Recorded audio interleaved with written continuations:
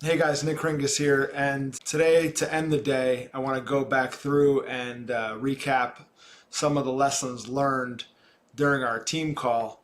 So today, well, as you know, a couple of days ago, I posted a video about losing a client. That happened about a week ago now. And then I've been posting videos about it since, or at least mentioning it. And today was the team call, the first team call that I was on that we actually forecasted our numbers for the month of January after losing the client. So it was really good to see that everybody came together and we were able to figure out a way to turn a profit and pay our monthly loan payments, principal and interest, and still come out ahead. So even though we lost a client worth nearly $20,000 in monthly recurring revenue to us, obviously that hurt, but the good thing about the great game of business is being able to come together once a week and to preemptively, well, in this case it was after the fact, but before the end of the month, before we lose money for January, we were able to do something about it. And that's exactly what happened today. It was good to see that we could work together, move some money around, wait on some investments and some marketing initiatives that we wanted to start. A training course that we were going to pay for this month, we were waiting till next month to pay for. So we were able to turn a profit and pay our bills, our debt payments in January, even though we lost this big client only about a week ago. So that was excellent.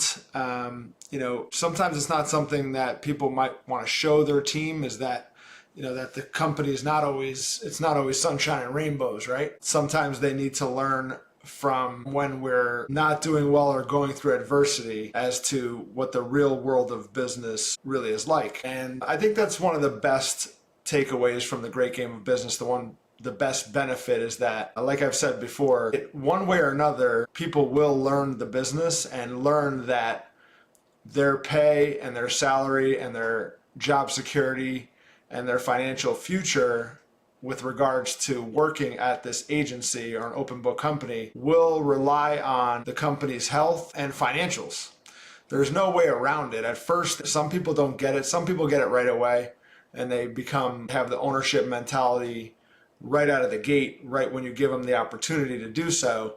And other people, it takes situations like this, like losing a client and having to work through how you're going to make payroll and how you're going to pay for all these different things in business, deliver on clients, and also make your monthly debt payments and still have a little bit left over for the financial security of the company. So I was pretty evident, and I saw some light bulbs go off today, because at the end of the call, I opened it up for final thoughts, and someone said, it really doesn't feel good that the company's it's just in a tough spot right now. And they asked about the pay in our annual plan.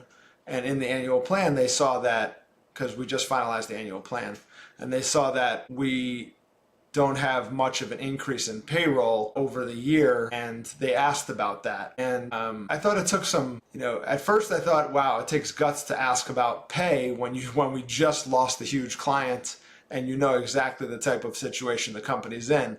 But then I understand that they're just not really getting it yet, and it was more of a teaching moment. So my answer was, well, your pay is tied to revenue and tied to these clients paying us. So the payroll is going to be, and any equipment that we buy for people, any benefits, salaries, is really tied to the revenue. And it's going to be a certain percentage of that revenue, and it has to stay within a certain percentage of that revenue for us to remain financially healthy and secure. I guess that person didn't really like this answer. It didn't sit well with them. They just didn't leave it at that, because they began to realize, well, if our salaries and pay and are tied to the revenue, then why don't we just bring on another salesperson or bring on somebody to work in marketing that will help us with that, even though we don't have the money to do so. It's probably something like where we have to spend money to make money. Again, another learning opportunity, another teaching moment. And I really needed our people to understand that we're going to win or lose together.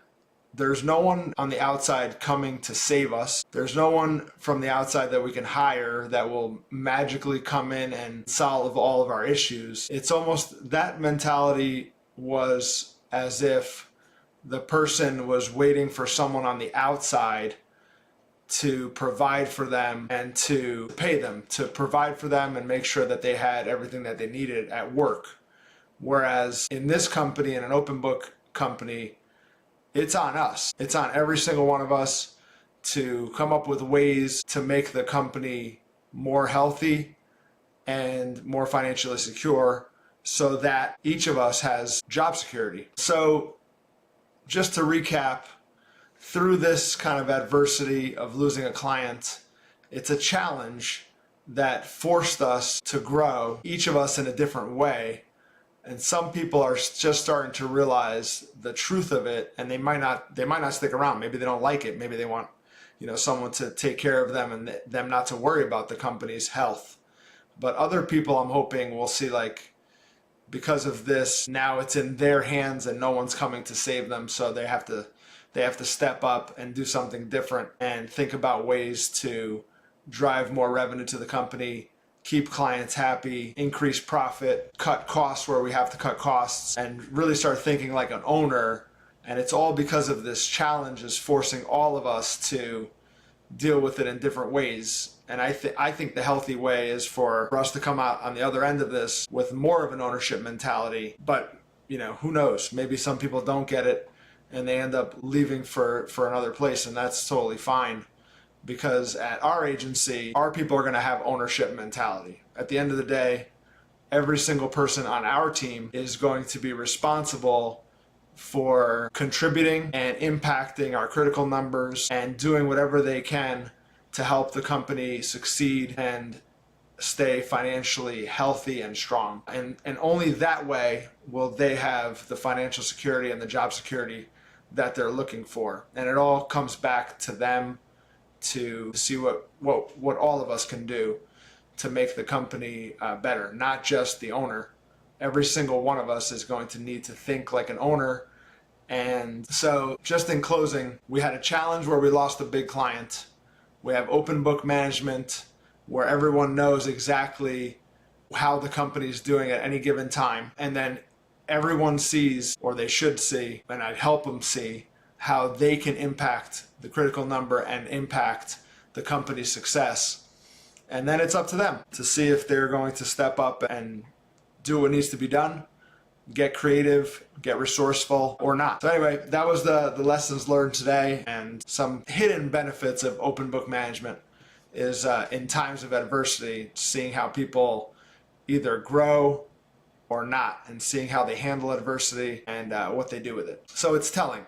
But it's definitely a good thing. In the end, it will be a good thing. So, all right, guys, remember, people support what they help create. If you have any questions or comments, don't hesitate to reach out, and thank you again for watching.